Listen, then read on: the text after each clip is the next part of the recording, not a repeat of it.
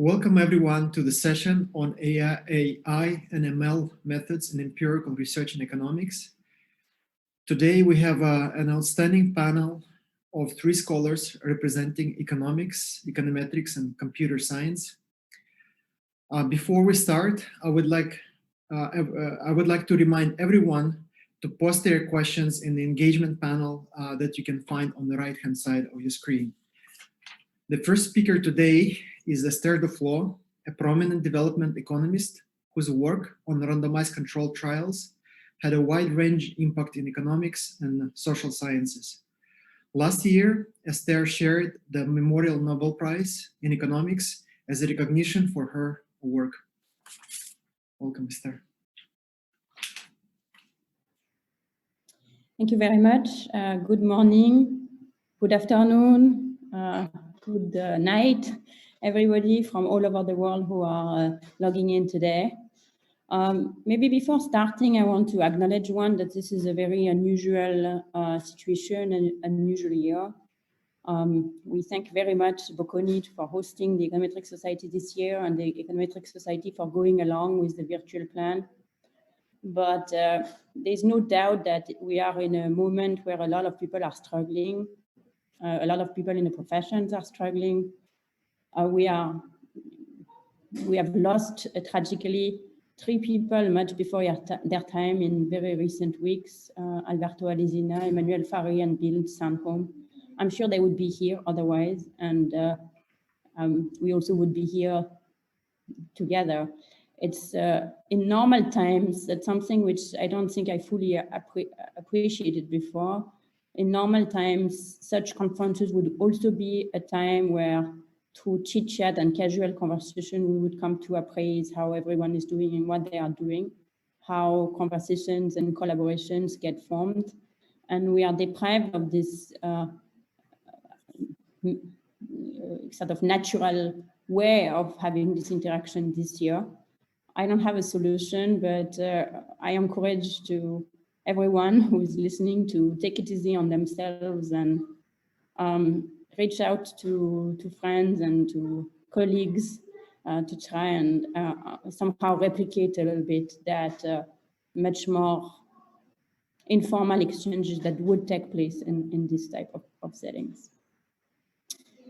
With that in mind, I'm very honored and a little bit humbled to be part of this panel. And since I'm speaking first, I'm gonna take this as an excuse to not say anything very substantive, but basically answer the question you might be wondering, which is what am I doing in the panel on ML and AI, given that what I'm doing is mostly cities.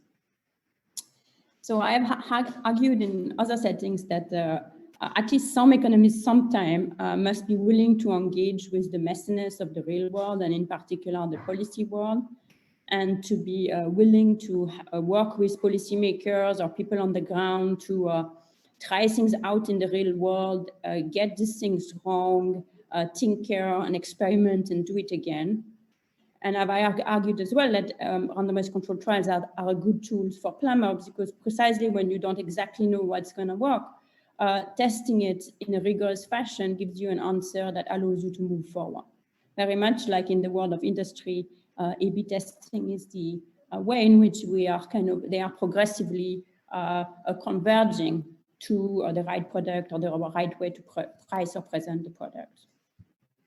So the reason why we need some economists to be plumbers sometimes is that the science we have doesn't give us all the answers. It's, at best provides some sort of a guidelines for what may work as policy in the real world. And then there are so many things we have not been able to model or understand that there are too many open parameters in the world to know them in advance. So the only thing you can do is try. And something that I have learned in my years of doing policy work is policymakers are actually almost more theorists than economists, that they go with a model and they think there is just one way to implement this particular model at a given point in time. And they are not necessarily very willing to engage with the details of the implementation. So bizarrely enough, it often falls on people who are a little bit on the side to engage them with details and the messy details of plumbing.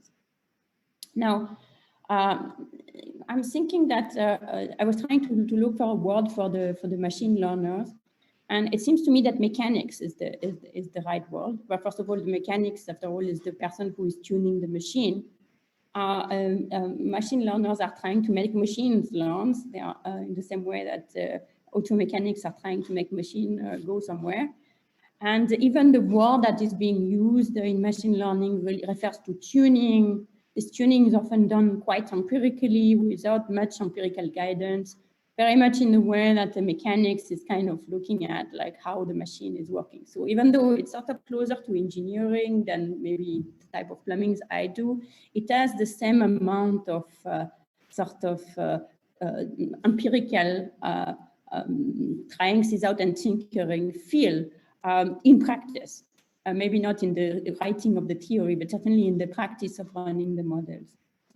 So another way in which, from the point of view of an empirical economist, a machine learner is very much a mechanic, is that we look at them in awe.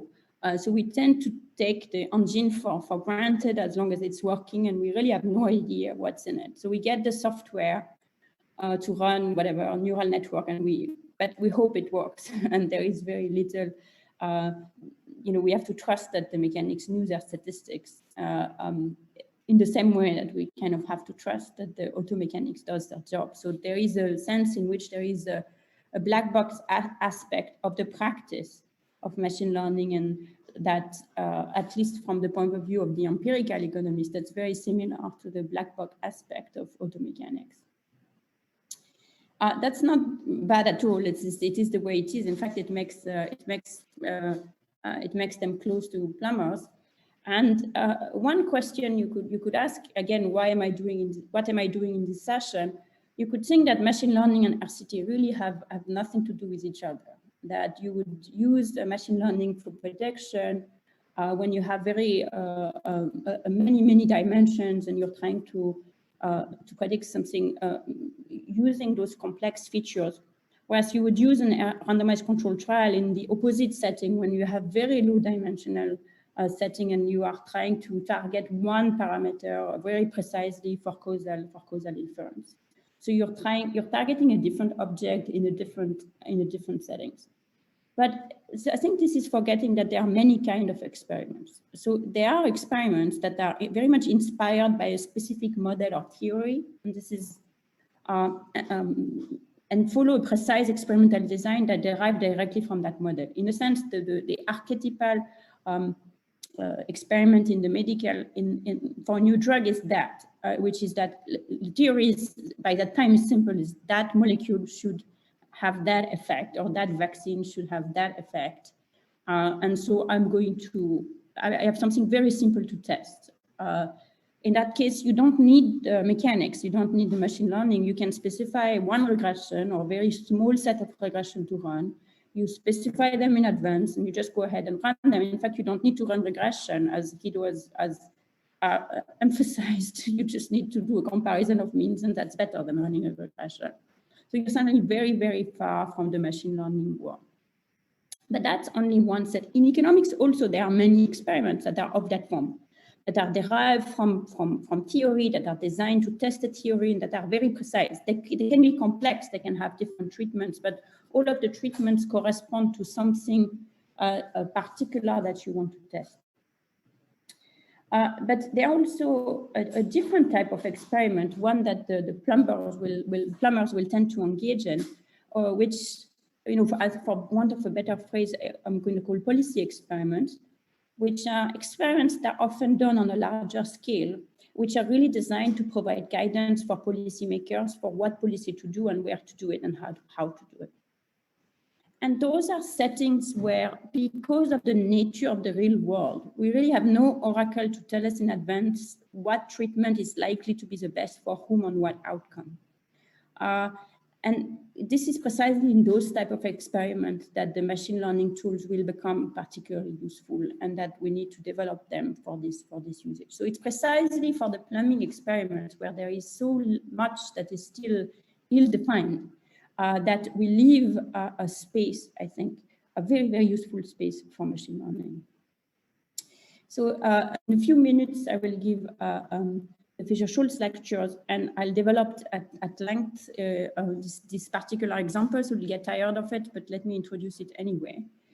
Because it's precisely an example of a policy experiment. It's a collaboration with the government of Haryana in the north of India, on how to encourage demand for immunization with policies that they can scale that are not too expensive.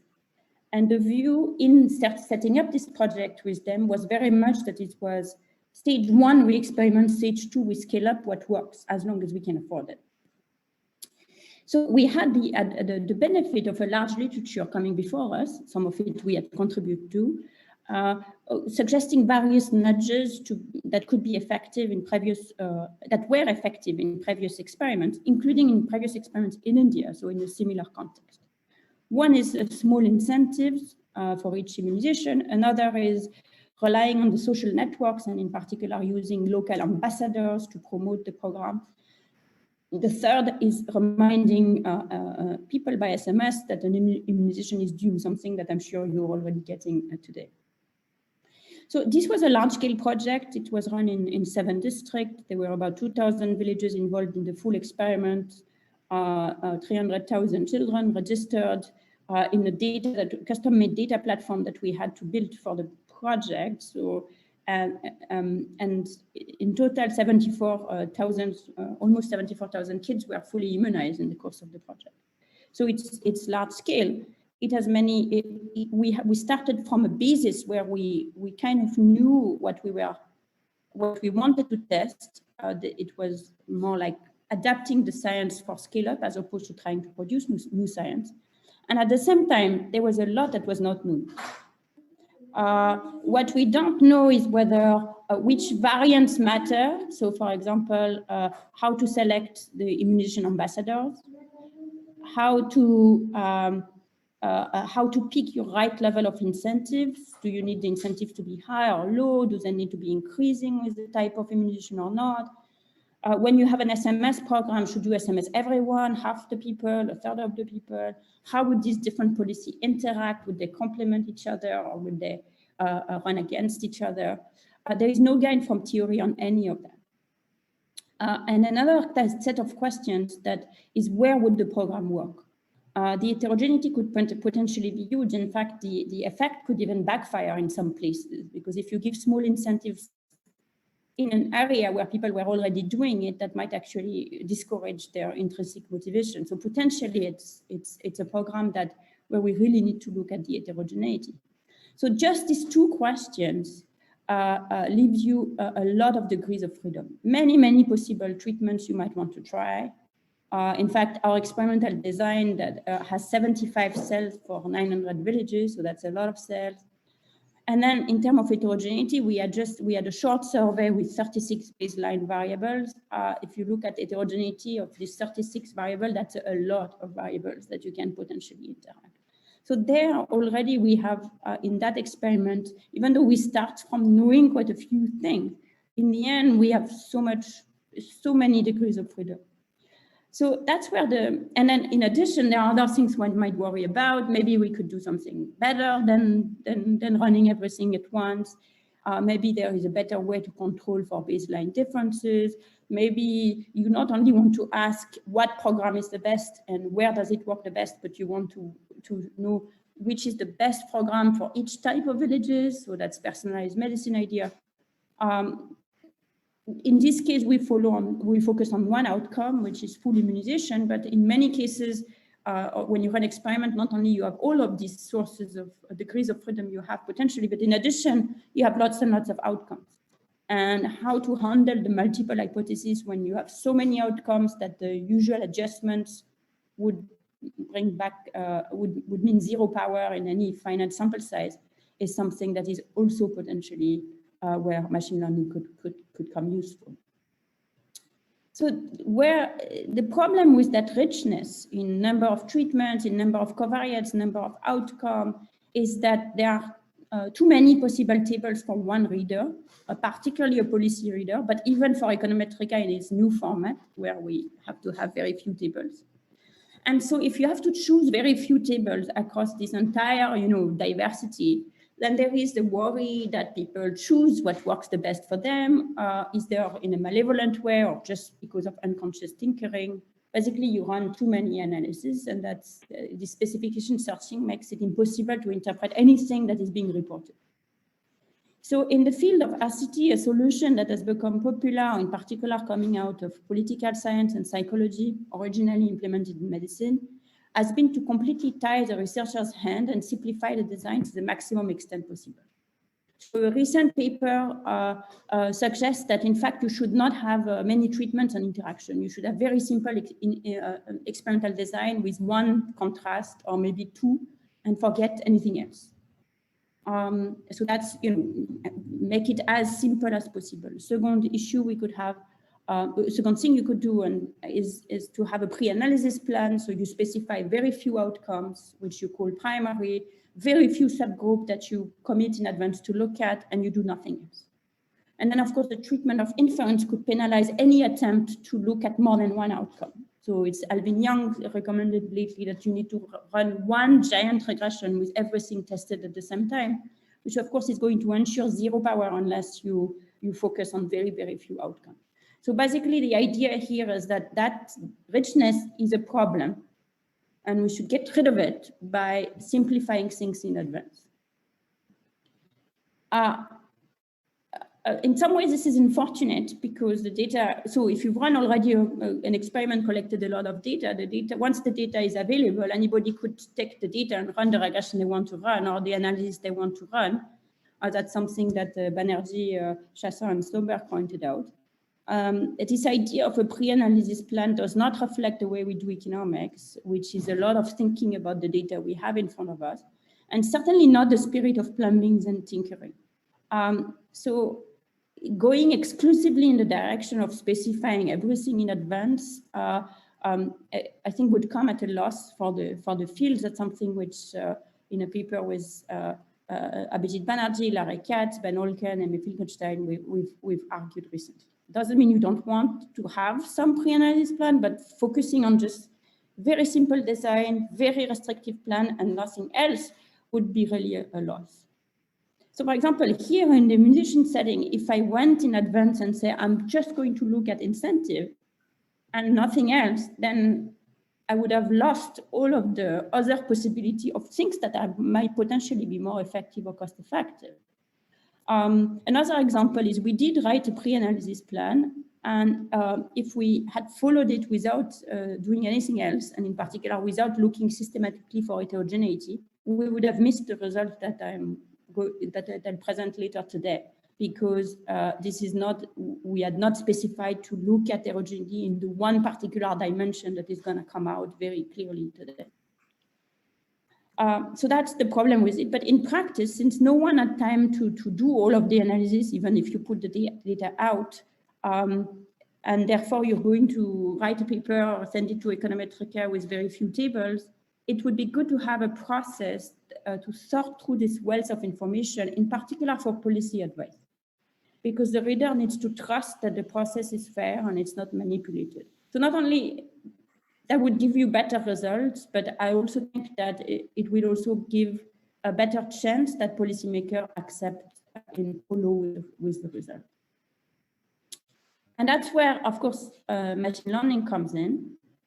That's when we did mechanics, because machine learning gives us tools to do this in a principled way. I'm trying to go back up. No success. Once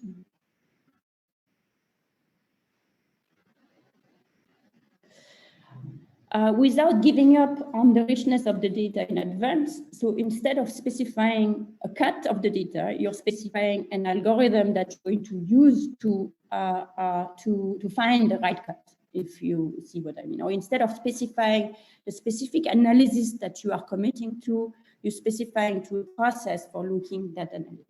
So it keeps you the wealth in the data without leaving you much margin for specific searching. So this is nothing. I'm not inventing. It's nothing new. I'm saying people have realized that. So applied economists really like to use machine learning methods, and I see a lot of people who do that, and it's great. But the problem is most plumbers don't know mechanics, and the danger I see in applied papers at the moment is somewhat a haphazard use of machine learning methods. And I think we are at a stage where it would be very useful to be a bit more systematic about what tool to use, when to use them, and to avoid replacing the old-fashioned specification searching with the same specification searching that's called itself machine learning.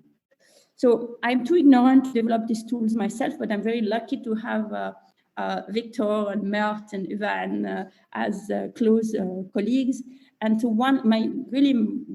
the research agenda that I'm really passionate about right now is to work with Victor and everyone to make these tools widely available to plumbers and make sure they make their way into regular and correct use. And again, we are not at all alone in this work. The idea that machine learning was a good complement in experiment was introduced to me by Guido and Susan some time back. This is a very active area of research.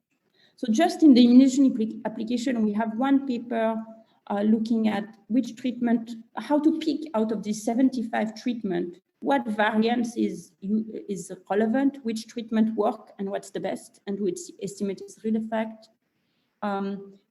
sorted effects, heterogeneous effects, and then Devaracha and others have a paper on personalized treatment using the same data. So this is my last slide. Again, this is a very active frontier. This really just these few things are completely scratching the frontier. A lot is going on. Guido will just talk about adaptive designs just now. There is work on indices and surrogates that is really changing the way we think about how to aggregate outcomes in a principled way, multiple hypothesis testings, and many more. So for people who are just getting into econometrics, you are so lucky that it's one of the time where econometrics is getting very close to our practical, everyday interest as applied economics, and it's super fascinating. I wish you a great rest of the conference. Thank you very much, Esther. It's a pleasure to introduce our second panelist, Guido Imbens. Guido is a professor of econometrics and professor of economics at the Stanford Graduate School of Business. He's best known for his foundational contributions to causal inference and instrumental variable models such as LATE. Welcome, Guido.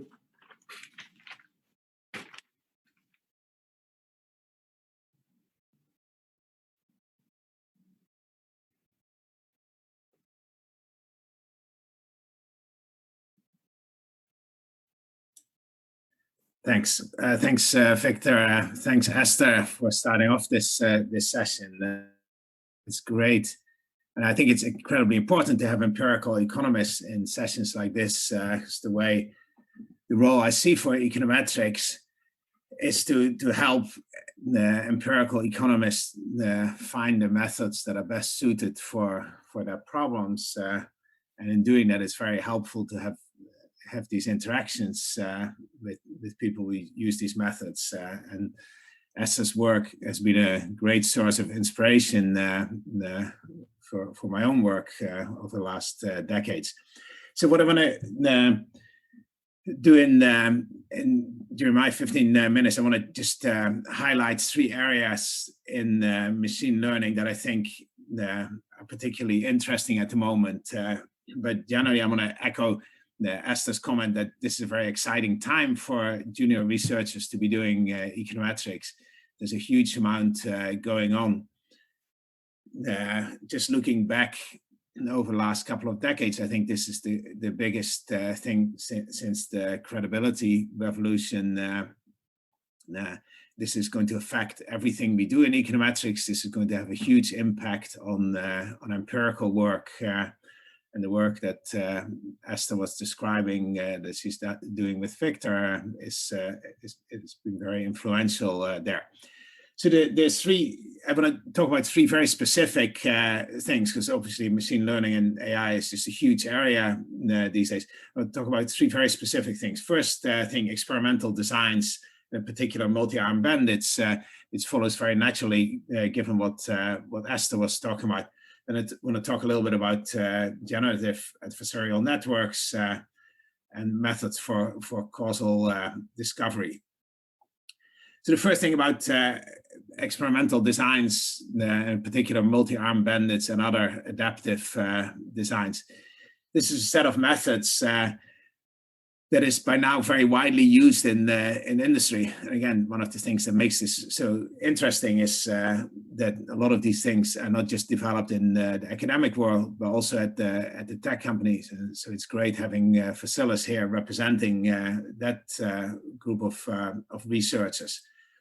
But so going back to the type of problem that Esther was talking about, where in many cases, we're not just interested in comparing two treatments. In an online shopping environment, we may want to think about changing the layout of the website. We may want to put a button on the left or the right, making it green or red, making it big or small.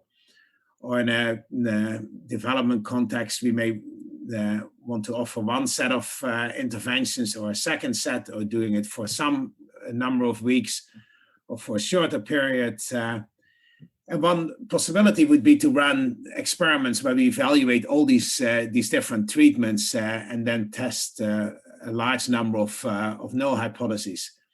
That's very tricky.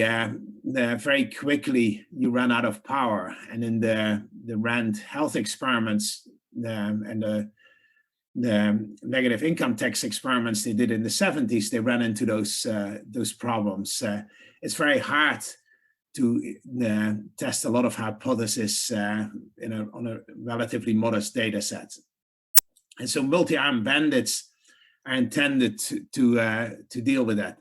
And so here's kind of a very simple example. Suppose we're interested in K different treatments. I suppose the outcome we're interested in is binary. And for treatment K, the outcome has a binomial distribution with parameters 1 and P indexed by K.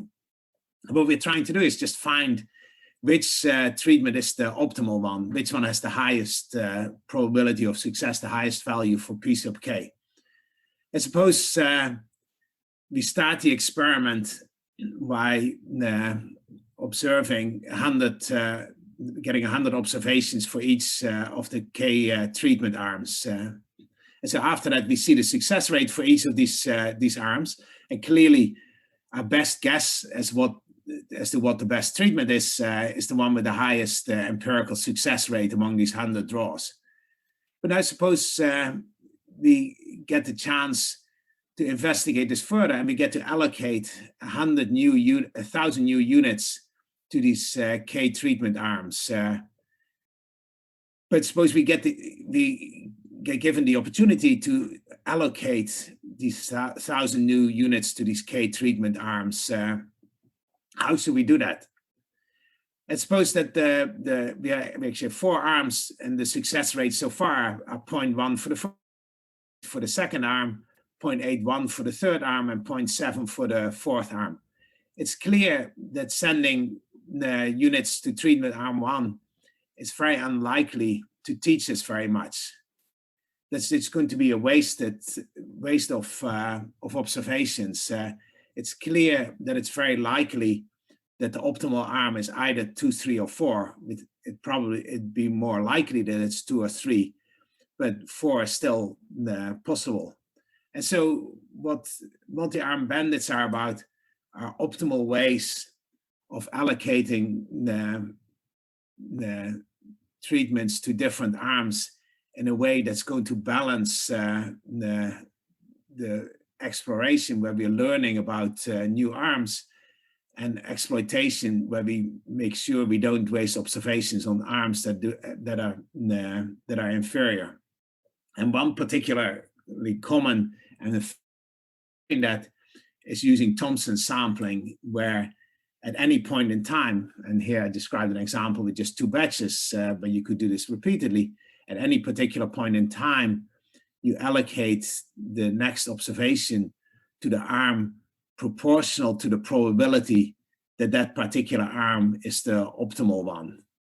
And that turns out to be a very effective and very easy way of exploring possibly a large number of treatments. And so that's one way of preserving power while still asking lots of questions. And there's a whole literature on kind of doing more sophisticated versions of this, but it's one of the ways in which the fact that we're now doing much more experiments, many more experiments, has led to a lot of interest in experimental design. There's other cases where, and some of Esther's empirical work, again, has been influential in motivating that, where people are concerned about interference between units and trying to come up with designs that more effectively deal with spillovers between units and trying to learn kind of both the nature of the spillovers as well as the overall effects of assignments to different treatments.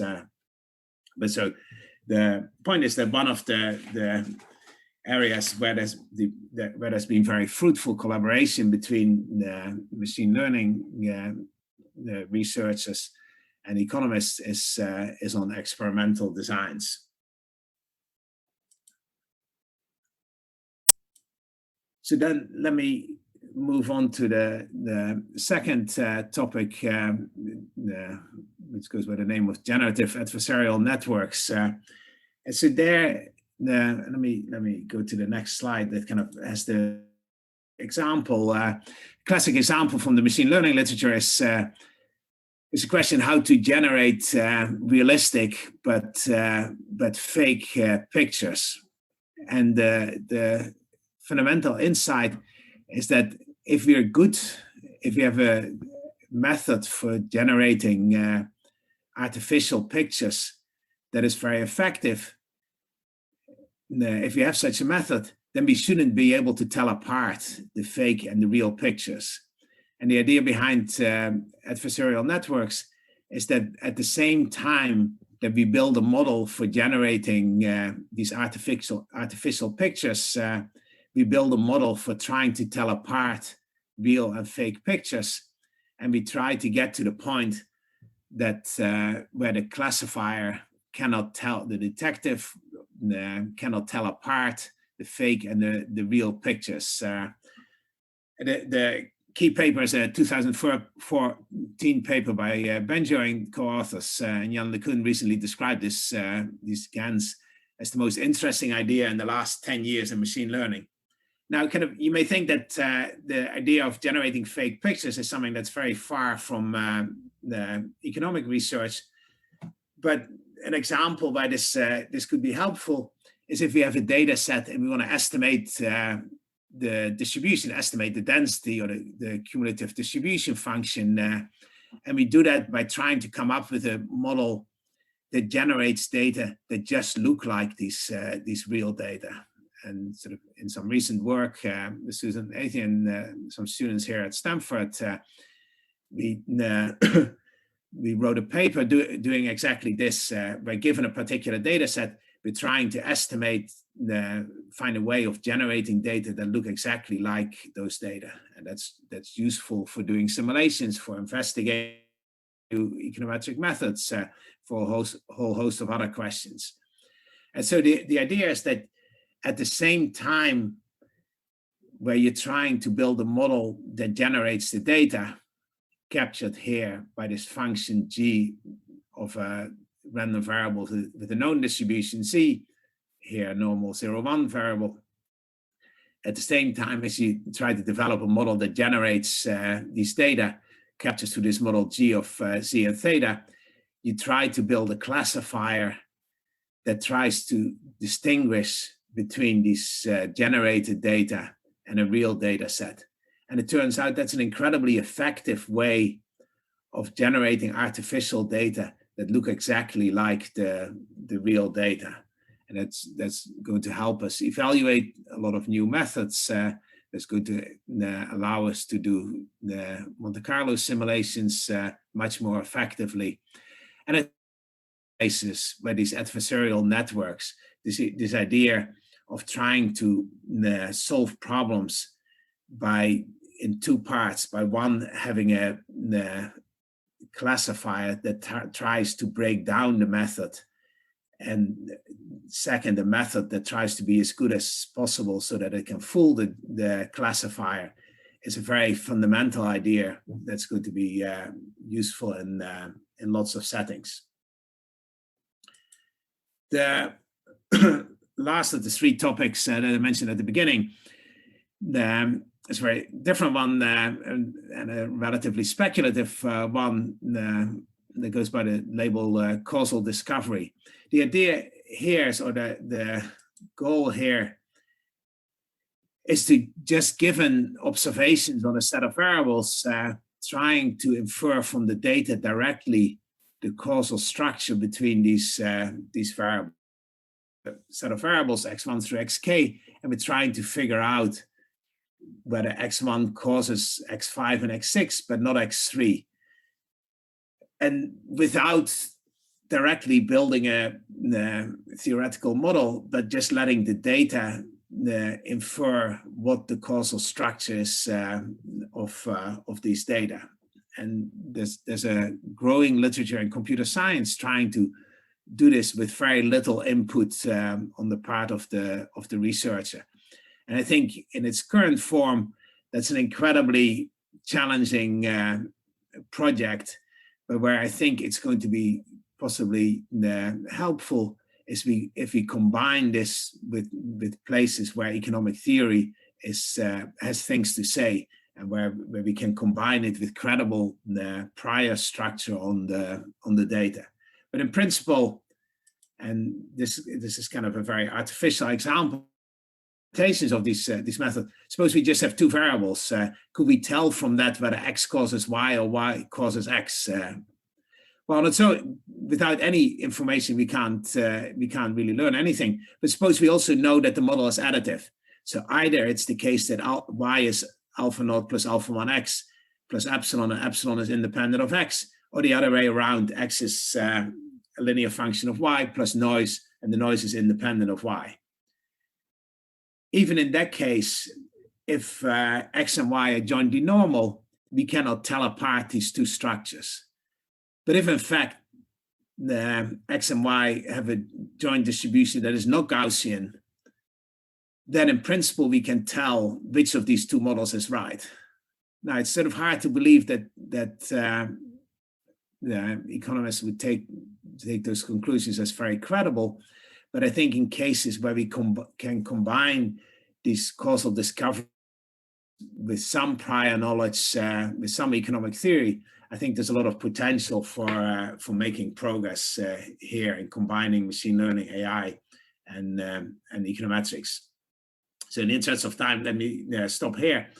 There's a bunch of references in the slides to if people are interested in these literatures. But here, let me turn it over to Vasilis.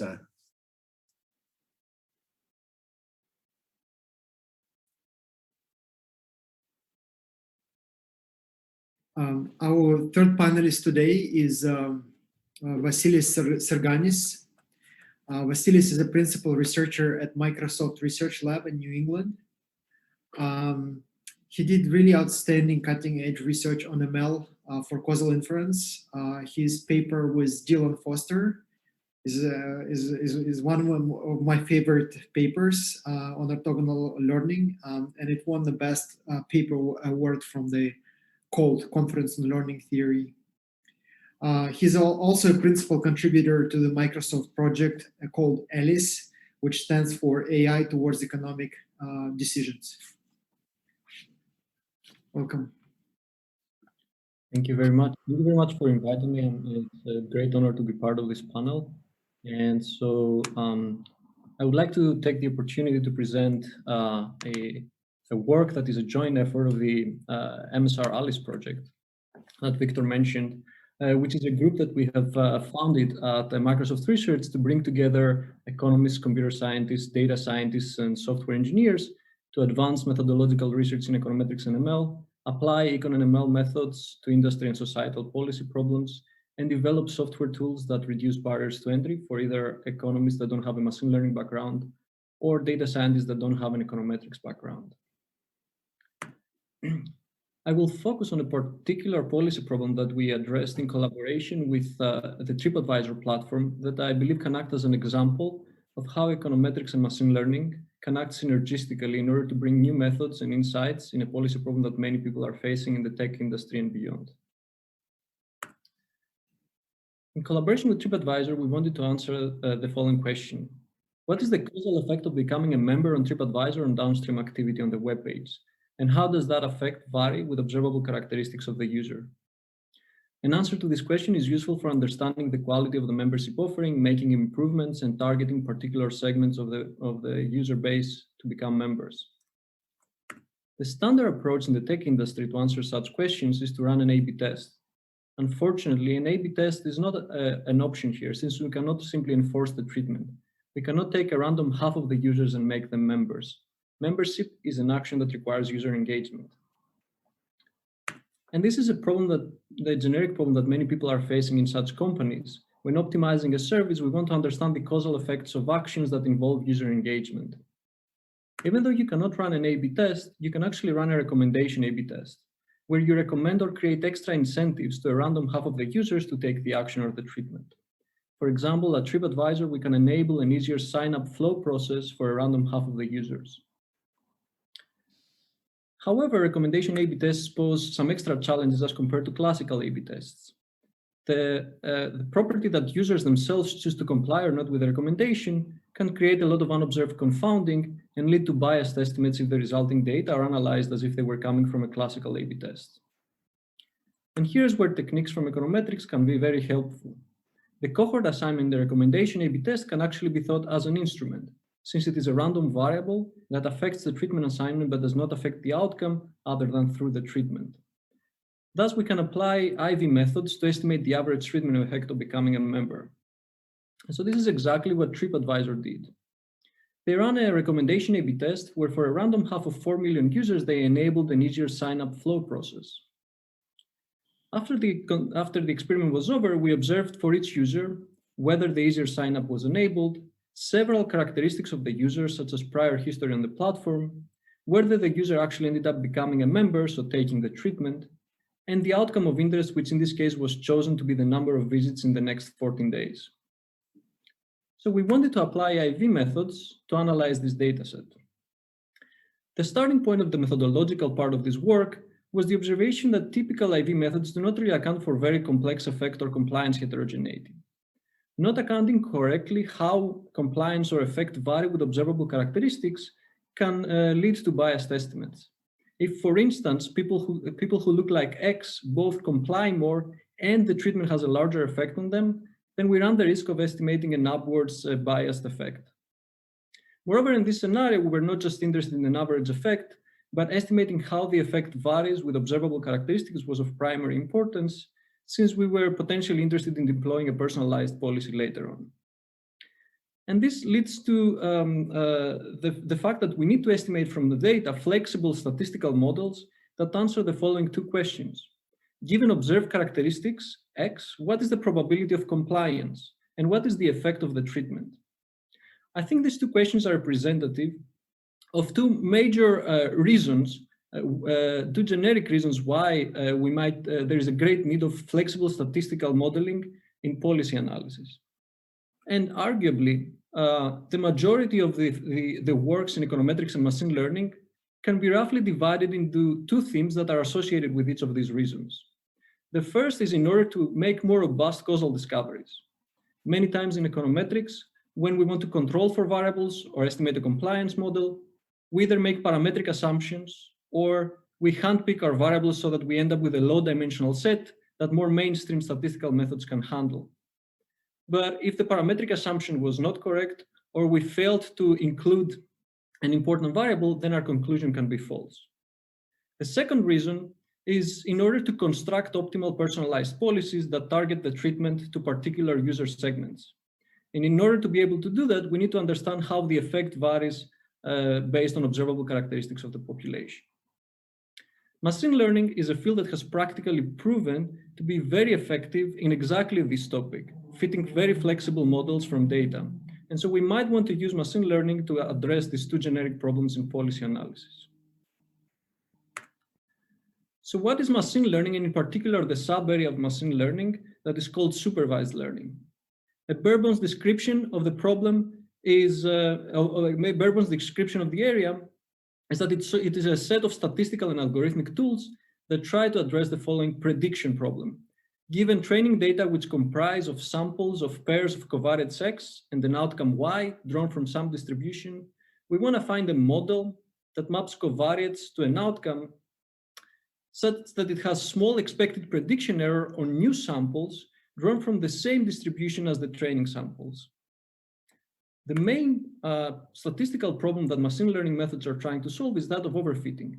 Exactly because we allow for very flexible models, we run into the risk of identifying patterns on our training data that perfectly fit the training data, but which do not generalize on new samples from the same distribution. And so ML methods, essentially what they're trying to do is find patterns that are generalizable. And they do so by carefully balancing bias and variance in a data adaptive manner. Why should a policy analyst care about machine learning? The main advantage that I think machine learning algorithms have is that they help us bypass the curse of dimensionality. Most parametric econometric methods fail in high dimensional settings where the number of variables is larger than the number of samples. And most non-parametric econometric methods require samples to grow exponentially with the number of variables, which can be impractical. On the other hand, ML methods automatically adapt to the unknown complexity of the truth. Hence, when the truth is not so complex, they can bring immense statistical power. For instance, they can adapt to the number of relevant features or variables, or to the low dimensionality of the covariate distribution, or to the smoothness of the true function, or build data-driven low-dimensional representations of high-dimensional data that are relevant for the prediction task at hand. So then going back to our original problem, one question is whether we can decompose IV estimation into a sequence of prediction problems that we can then use machine learning to address and leverage its statistical power. And here's one way one can do that. First, we need to estimate two important quantities.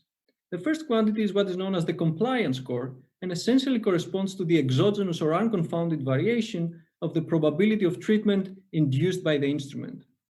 It basically corresponds to the difference between two prediction problems. The first is trying to predict the probability of treatment conditional on the instrument and the variables, while the second tries to predict the probability of the treatment solely conditional on the user characteristics. The second important quantity is what is known as the residual outcome, which is the variation in the outcome that is unpredictable or unexplained by the observed characteristics, and essentially boils down to the difference between the outcome and the output of another prediction problem that tries to predict the outcome solely based on the user characteristics. So we can use machine learning to solve all of these prediction problems and estimate these quantities. Subsequently, we can think of the effect of the treatment for each user type X as exactly the correlation between the residual outcome and the compliance score, which we can phrase as yet another prediction problem where we're trying to predict the unexplained variation in the outcome from the exogenous variation in the treatment induced by the instrument using a linear model where the coefficient can vary with observable characteristics in a flexible manner. So we can even use machine learning to solve this final step too. Given this recipe, we have decomposed the IV estimation problem into a sequence of prediction problems that we can use machine learning to solve. However, when using machine learning for prediction instead of more traditional methods, there are some extra points of caution. First, if we use machine learning in a black box manner, the only thing that we should expect our ML models to satisfy is that they guarantee that the expected prediction error on data drawn from the same distribution as the training data is small. And this is actually a property that is guaranteed by the recipe outlined in the previous slide. The second point of caution is that most ML methods typically equally balance bias and variance. And this can lead to very biased final causal estimates and wrong p-values if we want to do hypothesis testing. Finally, many times when we decompose our causal problem into a sequence of prediction problems, these intermediate prediction problems can be much more complex than the quantity we care about. For instance, if we just care about an average effect, The recipe in the previous slide actually required us to estimate how the effect varies with observable characteristics and how compliance varies with observable characteristics, which can be a much more daunting statistical task. As optimally, our methods should not depend so heavily on the estimation error of these auxiliary tasks. And these two points of caution are questionable for the previous recipe. Luckily, techniques from econometrics can also save the day here too. There is this nice idea of debiasing where we can correct our preliminary estimate of the effect with a random correction term that would be mean zero in an ideal scenario where the machine learning model would be unbiased, but otherwise would correct the bias of the machine learning model. And then we can estimate a more robust estimate of the causal effect by trying to predict this random debiased causal effect, again using machine learning. We can then also show arguably and mathematically and rigorously that the mean squared error of this final causal model would be robust to the first stage models that we estimated. And this follows from a sequence of two works from a new statistical framework that we presented in the sequence of two works that combines ideas from semi-parametric theory in econometrics and machine learning theory. Finally, when in policy analysis, many times we don't just care about a small estimation error, but we also care about inference, putting a confidence level around our prediction.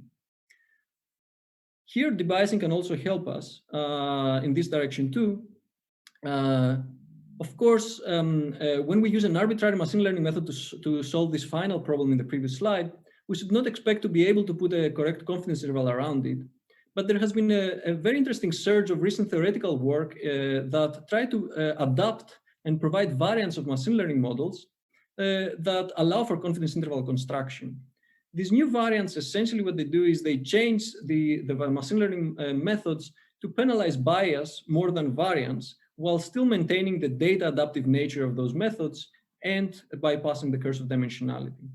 For instance, we can use variants of random forests that have been recently introduced by the seminal work of Athe and Wager and Mensen-Hooker that allow for confidence interval construction. And as we saw in a recent paper, these variants can provide valid non-parametric inference even in high dimensional scenarios when the number of relevant features is small. And so with these variants, we have addressed these last 2 points of caution. Going back to the TripAdvisor experiment, we applied these methods to the recommendation A/B test, and we identified that there was large heterogeneity based on which pages the user recently visited and based on the platform of access. And this led to some policy decisions that the TripAdvisor platform took. In conclusion, ML algorithms are powerful data adaptive estimators that bypass the curse of dimensionality, and ML techniques can be leveraged for causal estimation once the problem is reduced to a sequence of prediction tasks. Techniques from econometrics can guide us to formulate the correct such decomposition, and the merging of these two fields leads to novel and practical estimation algorithms for high-dimensional causal inference. And if you're interested, you can also try out the method I outlined here, and it's part of we've incorporated as part of a more general purpose open source software that we've released for the estimation of heterogeneous treatment effects using machine learning. Thank you very much. Thank you very much, Vasilis, for a very interesting presentation. We just have a few questions online. One question is whether the slides will be made available, and the answer is yes, the slides will be made available via the conference website. Another question, I suppose it's a question for everyone, is it possible to use ML and AI methods for contact tracing due to COVID-19? I don't know if you've seen any of the work in that direction. I certainly seen the beautiful work on pool testing to make efficient testing for COVID, but I haven't seen. And I've seen people develop apps for contact tracing, but I don't know if you've seen anyone doing contact tracing. There's definitely several papers out there that even predated the COVID outbreak, where there were some interesting works in machine learning for identifying sources of transmission in a network-based environment, and there has been even ideas within the MSR lab that we've played with of trying to apply such things to COVID-19 situation. But I think most of those are first assume that most of these apps will be used by many users. So that was a big question. Well, I think we ran out of time, unfortunately, due to a technical glitch at the beginning. I would like to conclude today's panel by thanking everybody for participating and giving wonderful perspectives on the topic. Thank you.